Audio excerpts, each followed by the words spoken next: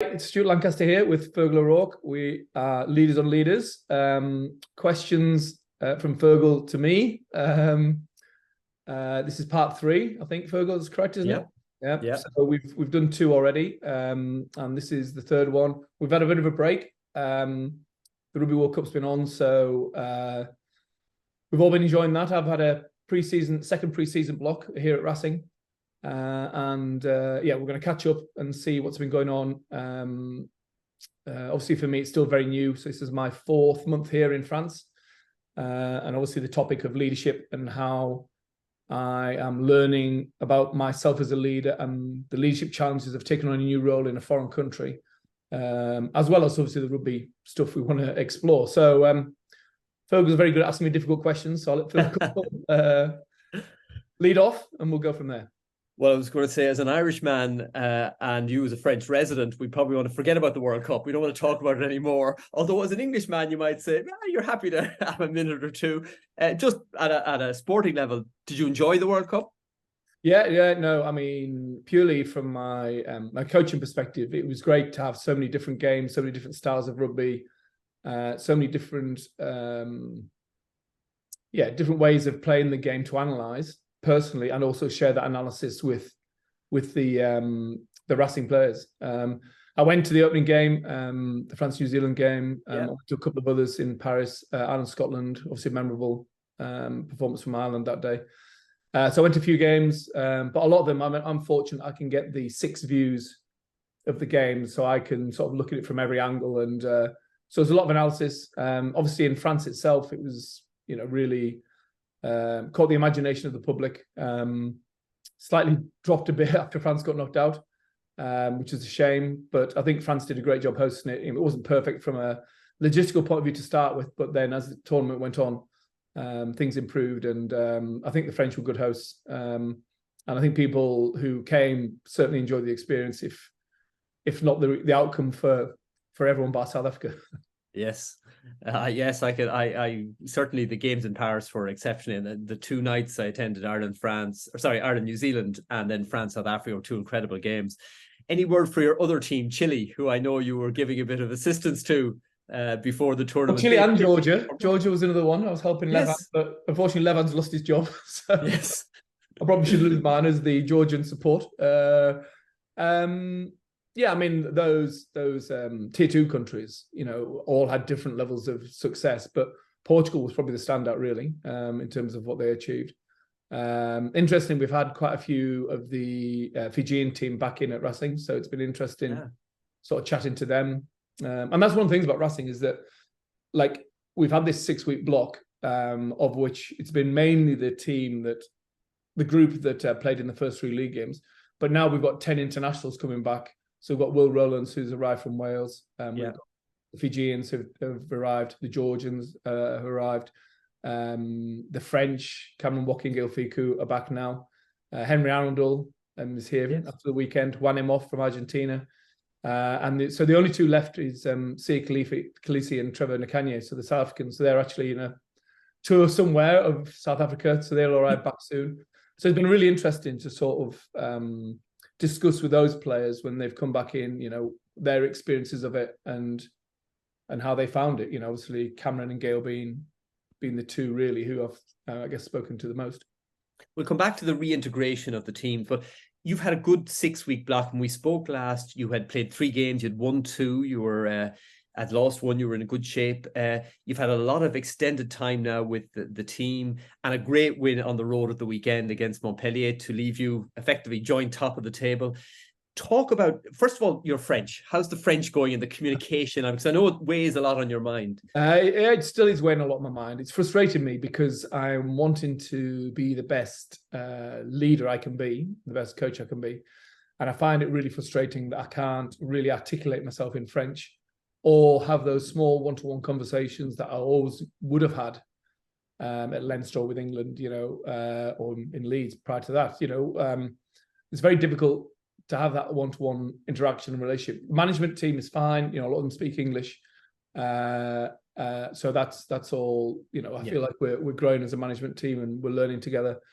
I'm definitely understanding a lot more French. So as conversations happen, I can pick up the thread more often than not now. So this is like month 4. So if you're watching me coach, you'd probably hear 20%, 30% French from me. Okay. Which is better than none. In a team meeting, I'd still go English first, and it'd be translated.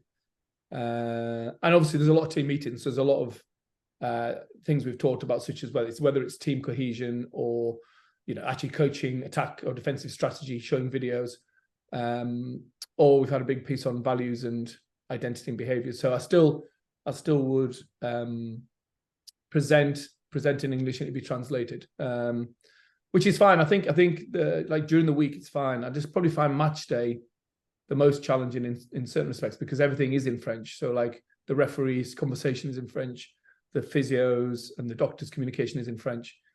Going in at half time, generally, the forwards and the backs are in units, and then I sort of summarize everything, but that's in French.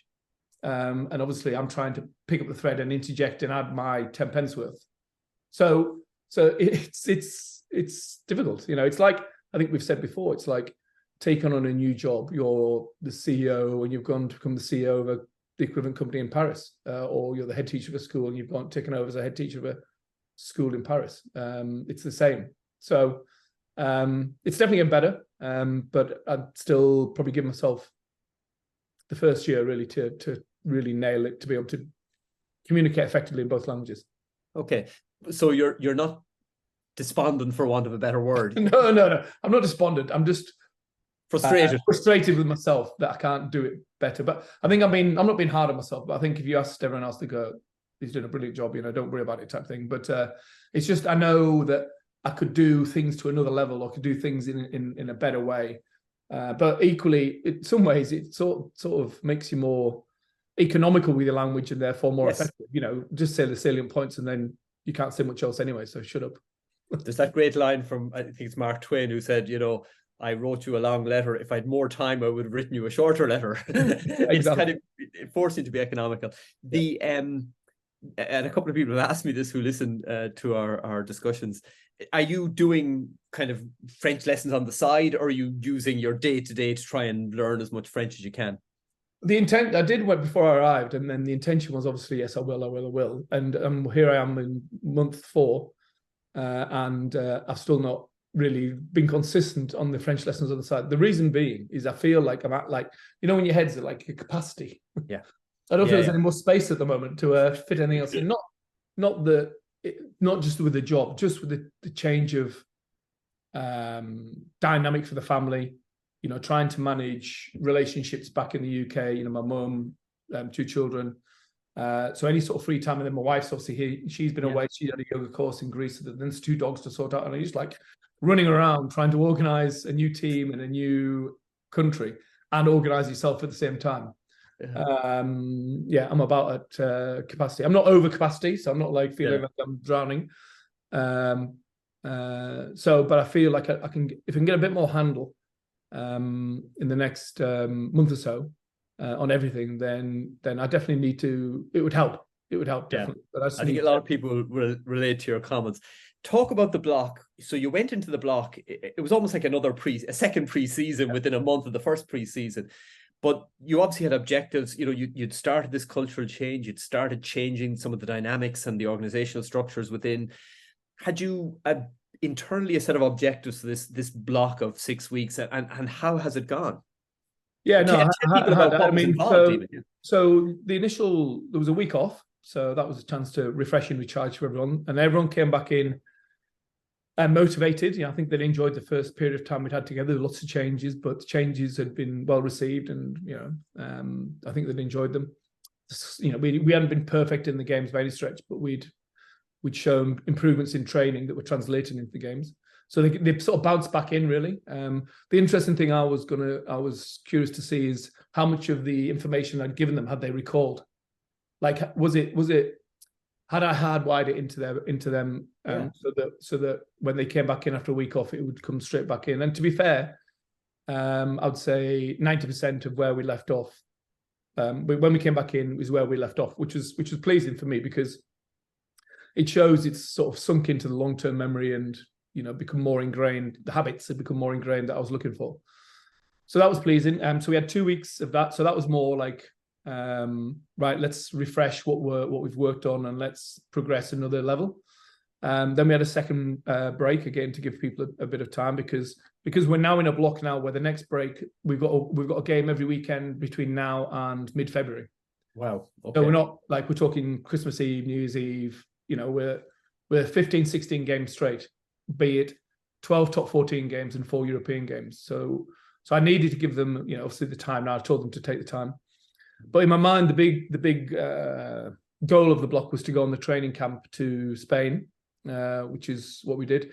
But within the training camp, I'd set aside the Wednesday for a deeper conversation about the identity of Racing, the culture, the values and the behaviours that we wanted to live by for the season. I know everyone does these away days type thing, and I've done many myself. So I didn't want to make it too heavy, but I wanted to make it relevant and effective. And obviously that takes a lot of planning, working with the leadership group about their roles within that. So I did various different things. I introduced why it is important to have an identity within a team or organization. So actually the value of identity in teams. And there was lots of examples I could draw on from my own experience and, other companies and successful organizations. And then the importance of having values that in keeping with that identity, and then behaviors that relate to those values. I'd tasked the leadership group of coming up with what they felt the 5 values of Racing were, which they'd done some work on pre-camp. And then the actual meeting itself, there's a great video I found about the history of Racing. So I chopped that into like a digestible size, and then put it on the WhatsApp group prior to the day and said, right, we need to watch this, make sure you come having understood more about the history of the club. And then we trained on the Monday and Tuesday, and it was the Wednesday that we did the sort of session, if you like. So it's a lot of preparation work that had gone into the actual day itself. Or it was only two hours really, with a follow-up on the day after. I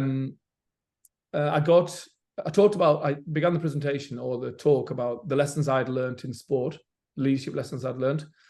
And I talked about learning from others. And then I got Dimitri Sarzeski and Freddie Michalak to talk about their careers and what they'd learned about the strong teams they'd been in and why they were strong and successful, and the teams that failed and why they failed. And the players, I think, didn't appreciate how much they have in their own coaching staff in terms of their stories are incredible for 40-year-old, coaches now. So that was a good start point, and obviously changed the voice within the meeting from not just my voice. And then I went into the piece on the values, and the leadership represented what they felt the 5 were, and we said we had to reduce them down to 3. So they split into different groups of front rowers, second rowers, back rowers, went with a leader from each group. Then we came back, we had some lunch, and then I did a sort of, not a longer piece, but something more on the identity of Racing, because Racing doesn't actually represent Paris. You were saying that before. Racing 92, yeah. Racing 92, it represents the suburb. So you've got this team that doesn't really represent a place. So what actually does it represent? Is the question. So we talked about diversity. So Racing's history is full of diversity. It's full of obviously rich heritage. It's an attacking mindset. Yeah. And it's based on family values, which is Jackie Lorenzetti's sort of DNA, really. So there's sort of those 4 areas were the areas I wanted to discuss with the players and ask them if they agreed with what Racing stands for, having watched the video and everything else. So it was a really interesting challenge for me to try and bring it to life, because with Leeds, when I was coaching Leeds, I was from Leeds, I was passionate about Leeds. With England, I was from England, passionate about England. In Leinster, I was living in Dublin, and, obviously everyone was from Dublin. Yeah. Give or take, or certainly from Leinster, obviously you've got a strong group with a small group of outside players. Where the Racing players they're not all from the suburbs of Paris, far from it. So how do you create that sense of what is our team and what do we represent? And we talked about the successes of the top 14 wins when Racing were in the Pro de Deux and nearly went bust, and Jackie Lorenzetti came in, and we talked about the 3 European Cup final losses. And I think the younger players and even the senior players really thought a lot more about who we are and who we stand for. So I felt it went well. We had a follow-up session on the day after, and then we played Bordeaux in a pre-season game on the Friday, which we won. So that was good to win away from home. Yeah. Then we travelled back, and then I brought it to life again last week, because it was only a couple of weeks ago. I brought it again to last week because we had Dan Carter in. So Dan Carter, former wrestling player, obviously in New Zealand. Yes. So I could then pull him on, right? What does it mean to play for the All Blacks? You know, what is the strength of the All Blacks in terms of the identity, the Maori culture, you know, the Waka Papa and all that.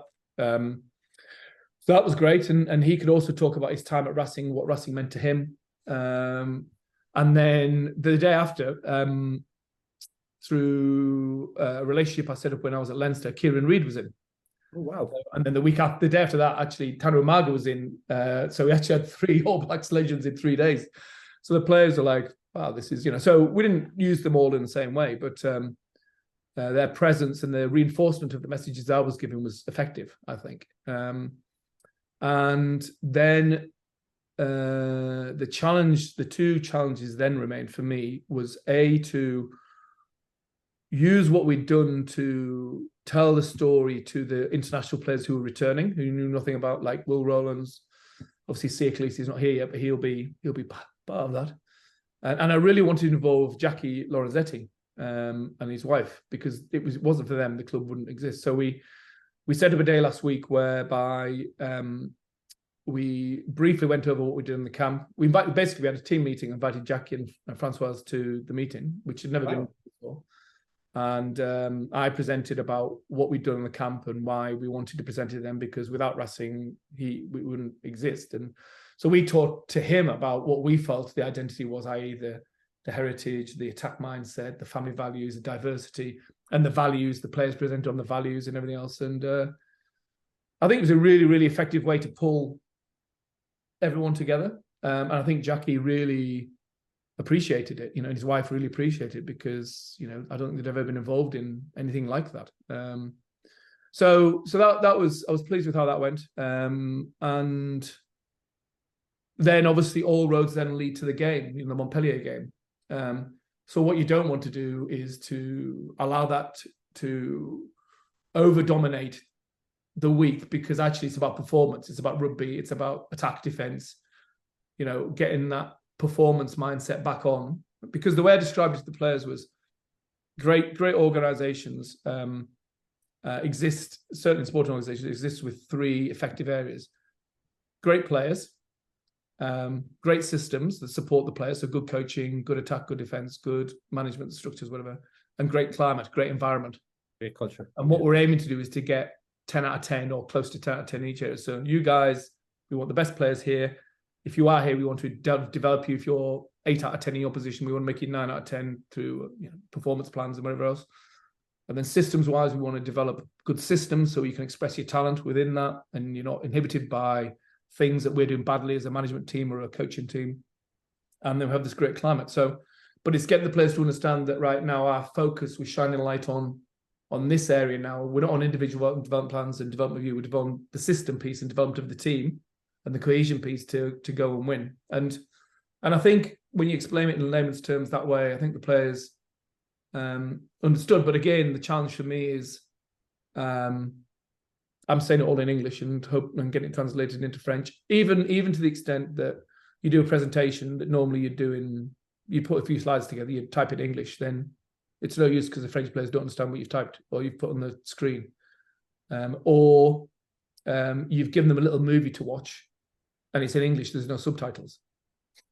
They can't understand it. You're like, these are challenges I've not really thought about. And let's stay on that culture, because I want to come back to the systems bit in a second. But this is, a lot of leaders will understand, you know, it's great that the players themselves come up with the identity and then the values that they derived from that. Can you talk a bit about, Stuart, when they came back with 3 or 4 values? Are they something you'll express to the outer world, or is it something you keep to the team? I probably won't express them all, but like, I'll give you an example. So one of the ones they wanted to have is competitiveness, to be a competitor. and to want to win.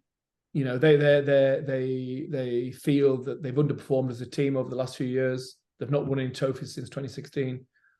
And another one would be humility. So having that will to win, but the humility that goes with wanting to help your teammate out, wanting to not think you're the best, to be a good teammate, you know, et cetera, et cetera. So the three values that they come up, and then there's a series of behaviors that they feel are important to reflect that value. And that's really important, then, that link between the values are on the wall, whatever it is, but what specific behaviors. And I presume you feed back to them then as a leader as whether they're meeting those behaviors. Exactly. And I think I had a leadership meeting the other day, and I said, listen, it's I can talk about them, but you guys need to live them as well. You guys need to talk about. So when you're doing your pre-match talk as a captain, Henry, then you need to say, you know, if being competitive is one of our values, then let's effing compete in this game. You know, let's make sure we compete for 80 minutes and let's live it. Let's live it, you know, because that's what a Racing man does. You know, that type of stuff. I said, you know, I can do it, but it's getting them all to understand, and the S&C team and the physios and everyone to understand it. Like, it's not as you say, it's not just a thing you stick on the wall. And it's great to hear that, because I know, I remember somebody saying to me as a compliment one time when I stood up in PwC, I know what you're going to say, because I kept repeating the whole thing about values and culture and hopefully the behavior as well. So if you're right, if it's not just you, if it's all the team, if it's all the support team and the leadership team, all repeating simple messages repeated often, and simple behaviors repeated often, then you get complete buy-in. Yeah, and I think it starts with you, but it's just certainly not you. Correct. But if you don't actually live it yourself, you display bad values and bad behaviors, then you're done. But secondly, if you don't bring it to life yourself, then no one else will do it for you either. So I think it starts with you, but then it should never just be you. Yeah, and I think they're the two learnings, certainly, we've chatted through here. I think one is it has to come from the top down, but there has to be a bottom-up buy-in, and it has to be all members of the key leadership repeating it. And secondly, a lot of it is simple messages repeated often and brought to life.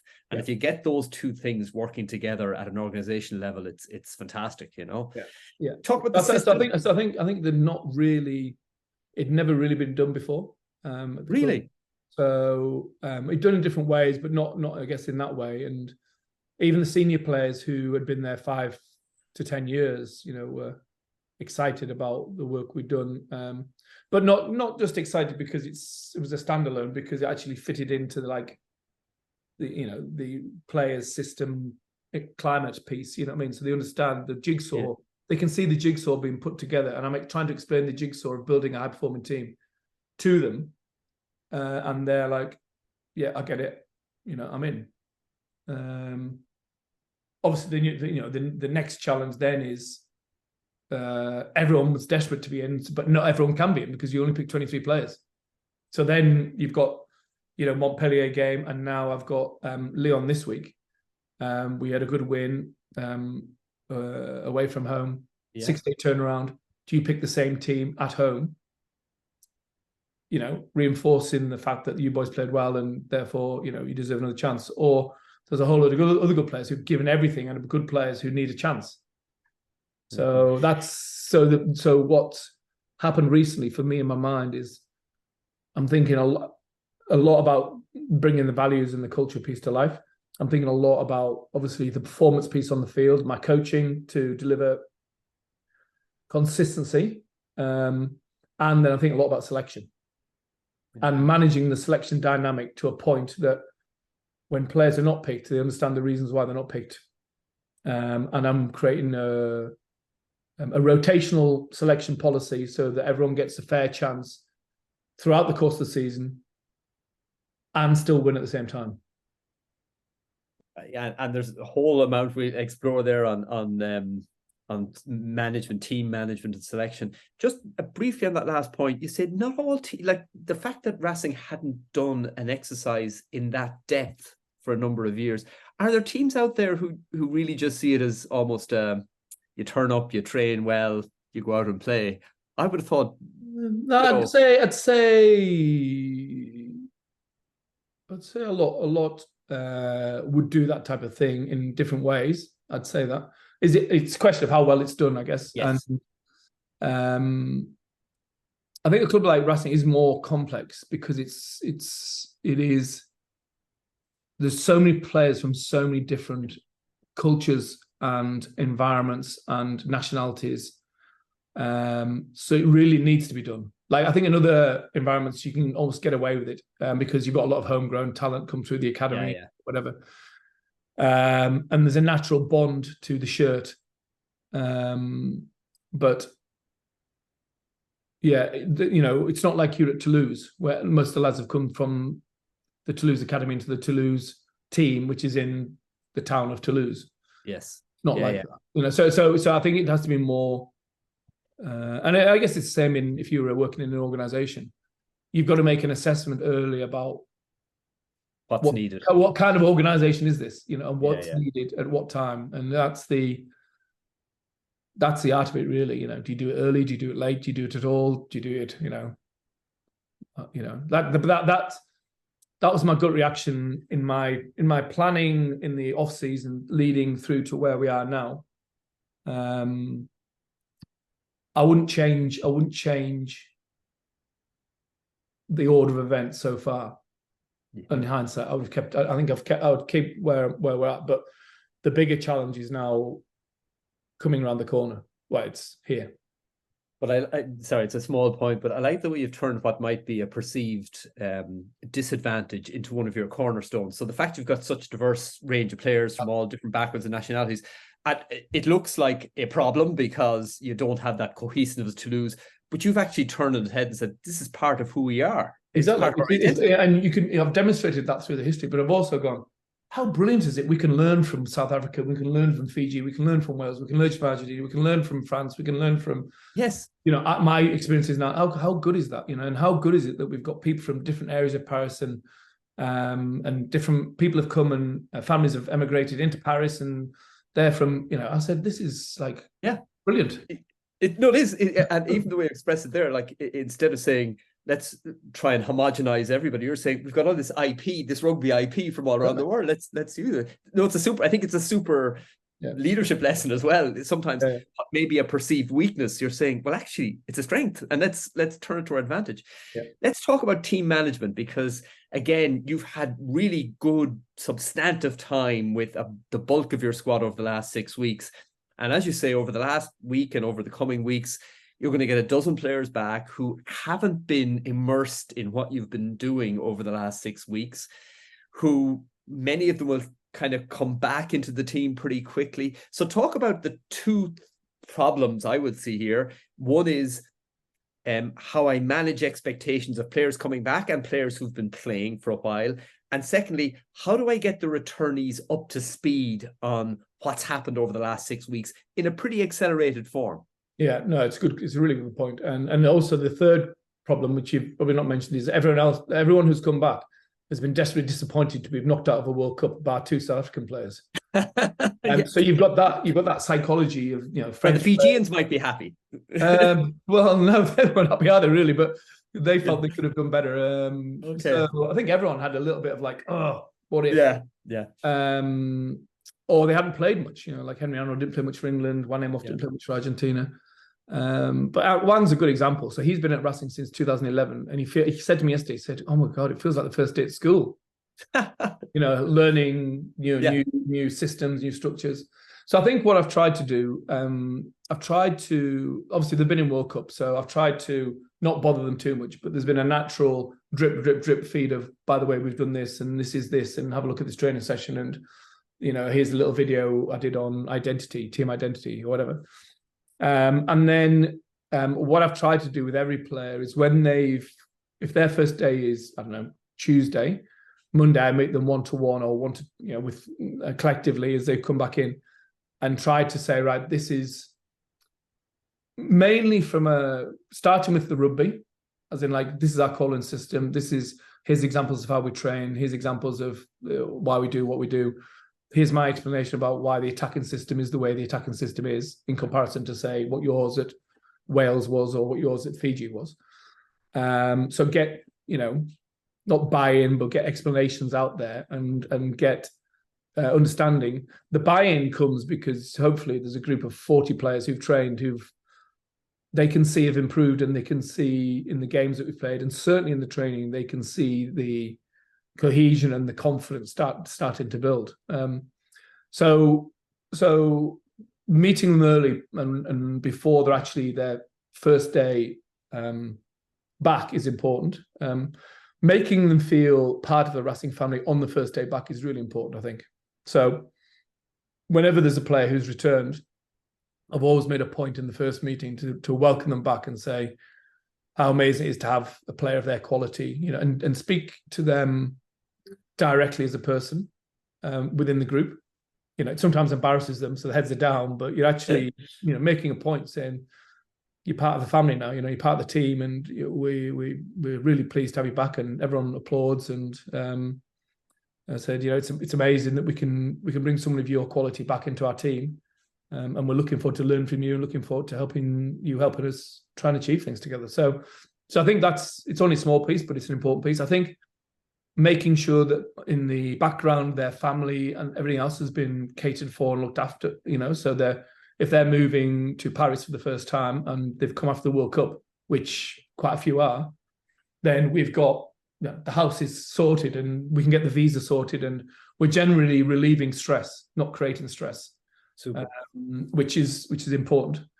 And then even for the most experienced Racing player who's an international, Gail Fiku, for example, even if I've sort of explained to him, then we go downstairs, we do a bit of a walkthrough, and I say, right, Gail, you're in at centre, and we're just doing a bit of a walkthrough, and I can see his brain whizzing around as if to say, geez, I'm behind here. I'm behind, and I can't compute quick enough to find out what I'm actually supposed to be doing, and that's a really good. I'm not doing it to humble them. It's a really good grounding experience, because it's making them forget about the disappointment of the World Cup. It's getting them to move into the next challenge, which is a new challenge for them. Like, you are an international player, but you need to get up to speed with what we're doing here, and then the next part of the jigsaw then is the actual training session, and I'm not going easy on them. You know what I mean? I'm like, welcome back, boys, but this is the intensity we train at. This is the speed we train at. This is Tuesday. And they're like, whew, holy moly. You know, they've had 10 days off and probably not done much training, and suddenly they're back in and they're realizing that in their absence, there's been a lot of good work done. And that's, I think, it's been good in that way to interact them. But the challenge then is when do you pick them? Yeah. When is enough cohesion enough? And what do you do to players who doesn't get picked? Yeah. And just for the players who are coming back, mentally for some of them, they're nearly at the end of the season. They started before the club players.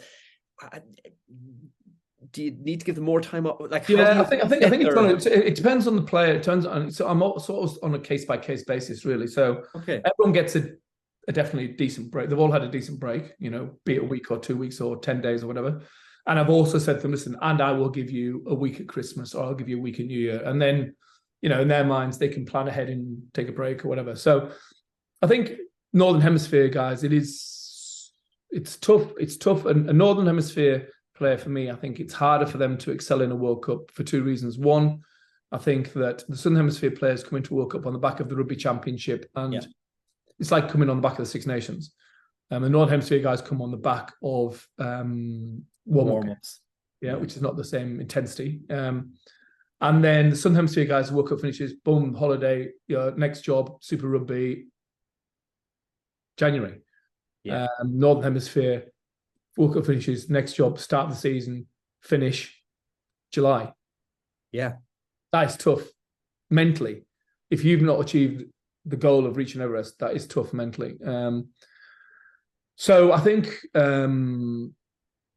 that has been lessened by the players who've come in who are new to Racing, so the excitement of a new job. So it's not like Groundhog Day going back to the old club, if you like. And I think even for the existing Racing players who played international rugby, they've come back into what it feels different anyway. So I think on both fronts, it's helpful, but it's not.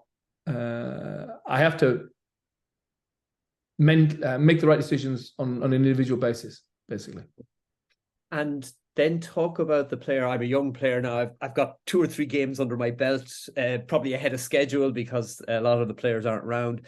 And now these 12 internationals walk back onto the training field, and I'm thinking, okay, that's me kind of down the pecking order again. Now, as you say, you've got 16 games following 16 weekends, but talk to me how you, and maybe it's on an individual basis, how do you manage those guys who have been shining recently but are going to be taking a back seat in some of the bigger games that come up in the coming weeks? Well, I mean, bad news should never come as a shock. So you're sort of constantly letting the squad know that, obviously it's going to get more competitive. There's going to be more numbers in training. There's going to be more of a rotational policy within selection because we need to give players opportunities, which means it's a brilliant opportunity for you to develop yourself in that window if you're not playing at a particular weekend. The credibility for me rises or falls on whether I keep to my word. So we beat Montpellier away, and the temptation is to play a similar team against Lyon this week. But I've changed. There's 5 players who started against Montpellier that not even in the squad this week. Wow. And they've not been replaced by the internationals. I've been replaced by other players who've trained well. So, like the captain, Henry Chavonsi, is not playing this weekend. So I had to say to him, leadership meeting Monday morning, Henry, can I just have a word just at the end of the meeting? I said, listen, you're not involved this week. You've been brilliant so far.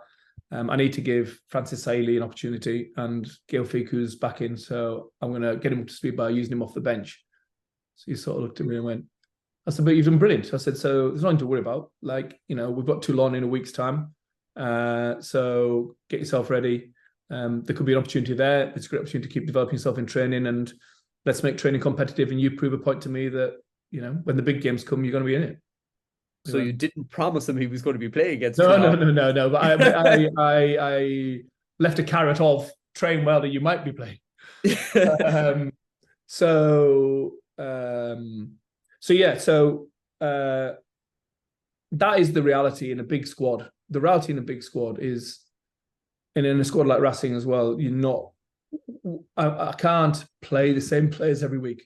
Yeah. But equally, it's a bit of a leap of faith for me personally, because some players are untried and untested so far this season, but if you're going to do it, you do it at home, not an away game. So game, Lyon, a very good team though, so there's a nervousness about it, but also you've got to trust that your coaching can stick during and what you've done so far in the last 3 months, that you can stick, and the habits are ingrained in that group. And then the international players, rather than say, right, you 10 back in, you like 2 this week, one next week, whatever. Because even like looking at Gail, Cameron, Will Rowlands, for example, all of whom are on the bench this week, all 3 of them, even in training yesterday, I looked at them and thought, there's still a bit off in terms of what I expect in terms of not my standards, my philosophy. Because Wales played differently to France, played differently to Racing. South Africa played differently to Fiji, played differently to Argentina, played differently to Racing. So every marker on team cohesion would say that Racing can't win anything this year. So there's a company called Gainline Analytics, and they talk about team cohesion, and they predict who's going to win the World Cup and everything else. And their 3 favourites were South Africa, New Zealand, and Ireland, because of the cohesion piece. France obviously would have been there, but with the Toulouse axis being changed slightly, particularly with Antamac. It's not rocket science to say they were the best 4 teams, but the reason they say it is because they've been together the longest, the combinations know each other inside out, etc., etc. So a team like Racing shouldn't really shouldn't be as cohesive as Toulouse in this season. They shouldn't be as cohesive as La Rochelle. So I'm trying to book the trend and say to the Gainline Analytics guys, I said, but I think you can improve cohesion with good coaching. So if my coaching and the assistant coaches' coaching is good within the training sessions, we can accelerate the development of cohesion by doing lots of game-related scenarios that are in keeping with the philosophy. But I come back to the point that at the moment we've got integrating players who have just habits that are different to the habits that the 40 players have been generated over the last 3 months. I'm trying to relate it into a work setting. It's a bit like, I don't know, you're sailing along pretty nicely with your current team, and then 10 new employees turn up, all of whom are reasonably well respected, and your current team is sort of sat there going, well, it's like you're putting teams out to pitch for work, and you've got a team that's on a winning run, and yet you want to bring guys in to freshen up the team, or different pitch. But sometimes you're saying, gosh, I could put out Stuart, and Stuart's won the last 5, but like we need to spread it around. But I've got to ask you, while I know we've talked in generalities, I've got to ask you about one player, which is, coming back to the Racing team will be arguably the biggest name in rugby since Jonah Lomu in terms of brand outside the game. Siya Kolisi. I mean, I know the marketing people must be salivating in Racing, but with a double World Cup winning captain comes expectations. Is he going to be picked every game? Is he going to be treated like every other player? How do you manage when somebody comes in who's clearly bigger than anybody else at the moment? Yeah, no, it's. I mean, the one thing I'd say about him is that he's very. What you see is what you get. So he is definitely humble, and he has great integrity. So the big step, I think, was for him to actually make the decision in the first place, to actually sign for Racing. So there's been nothing in our conversations that have led me to believe he's deviating away from that plan. His wife's moved to Paris 2 months ago. The kids are in school in Paris. Oh, excellent. So everything's been settled. They're on half term now. Obviously, coincidentally, as he's taking the trophy around South Africa, inspiring the nation, which he's absolutely brilliant at. But to give you an example, he'd text me on the day of a game when he's got a game saying, good luck for the game. I can't watch it. I'm like, see, you can't watch it because you're actually playing in the semi-final of the World Cup,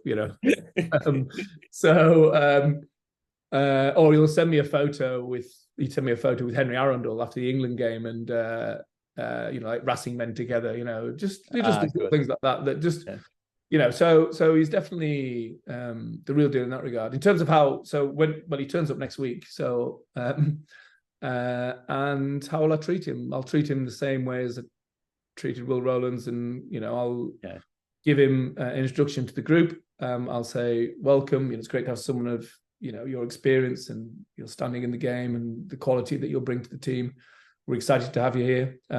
He's not going to be captain. We've got he's just coming as a player, and we'll have the training, and then luckily for him, he's actually arriving on what's going to be close to it. It's going to be a Tuesday. So that'll be a real leveler for him, or for everyone really, because it soon levels people out when you start training with proper intensity, and he's trying to compute new calls and everything else. He'll be thinking, geez, right, this is back to reality now, because there's a lot I need to do to get up to speed with. So I'm not doing it deliberately. It just naturally falls next week that we've got an 8-day turnaround. So I think he's looking forward to it. I think he'll be fine. I mean, I had a long conversation with him. I mean, I'm watching on social media him literally picking the trophy up in front of, like, I don't know how many people, hundreds of thousands of people, and there's millions of people following him on social media. And then I'm speaking to him on the phone for about half an hour, just about next week and how he's feeling and how it's gone, how he felt in the final. And so, yeah, he's a fascinating character. But one thing I would say about some of the French clubs, and the best way I can describe it is Johnny Wilkinson went to Toulon. Yeah. And obviously his brand in England was off the scale, wasn't it? It was massive. But he became one of Matt Gitu and, all sorts of players there, that Brian Abana and all these guys. And it was almost like just full of The Galacticos. full of rock stars. So he just got his head down, and I think he absolutely loved it, just being one of the boys again. Do you know what I mean? So, and the thing about Paris is that it is such a big city with so many diverse interests, of which rugby is not the top priority for a lot of people. So Dan Carter actually said this when he came in last week. He was really interested, and he said, I said, did you miss playing in front? Like Racing's crowd wouldn't be as big as, I don't know, whoever someone else's. I said, did you miss that? He says, you know what? I actually loved it. He said, I love just being able to be Dan Carter and just, you know, with the wife and kids and whatever. And I think Siya will really appreciate that, that he can just be himself in Paris without being, you know, recognized by everyone, because they wouldn't recognize him. I'd say he might. Well, I mean, I thought, you know, yeah, you say that, but I spoke to Yannick Nyanga, who's pretty famous in France as a French international, and Freddie Michelak, and they can drift around very easily in Paris without being recognised. Mm-hmm. We're coming to the end of our time. Objectives for the next month, Stuart? Reintegration of the squad, rotation of the squad, and ensure we continue to win. Making sure the habits are ingrained, so that I'm still not seeing as strong a transference of the training ground habits into the game that I would like consistently. It's definitely getting better. So that's definitely like one that I would. But is that about repetition? Yeah, it is. It's about hardwiring. Yeah, okay. Hardwiring habits. Yeah. So definitely keep working in that regard. Keep alive and keep bringing to life the values and behaviours piece. Yeah. Keep the individual development plans going for players who are non-selected, to make them feel valued, and rotate the selection so there's a window so everyone gets a chance to play. And also what you do there is the player that doesn't play is frustrated and wants to play. So then when they play again, they're motivated. And when you're not playing, you sat there thinking, right, well, next time I play, I'm going to make sure I deliver, because so it's not you're dropped. It's definitely not you're dropped at the moment, because it's about learning and creating opportunities. When it comes to the end of the season, hopefully you get close to playoffs and things like that. You come to the big European games, then you pick your best team. Yeah. That's when you know where you sit in the pecking order. But at the moment, I'm being open-minded about the pecking order. But the winning piece is obviously clearly important, because you want to put yourself in a position in the top 14 whereby you get home semi-final. Yeah. In Europe, obviously, the 4 pool games, you want to ideally do your best to win all 4, because it gives you the home runners. Obviously at Leinster we learnt, and every point counts. But even then, as you and I both know, you know, you can do it all right. You've still got to nail it. And the World Cup was an example of that as well. You know, you can do it all right, and you still need that bit of luck. You still need that bounce of the ball. You still need that referee decision to go your way. And if it doesn't, the pain is never ending. If it does, then you parade a World Cup round. And then there's no middle ground. And that's the brutality of rugby as a sport, in terms of the greyness of the decision making that can affect the outcome, that can determine what happens for the rest of your life. Yeah, lifetimes. 2 hours, 2 hours changing your life. That's the reality. On that philosophical note, we leave it until next month. Cheers, Stuart. Okay, thanks, Feargal.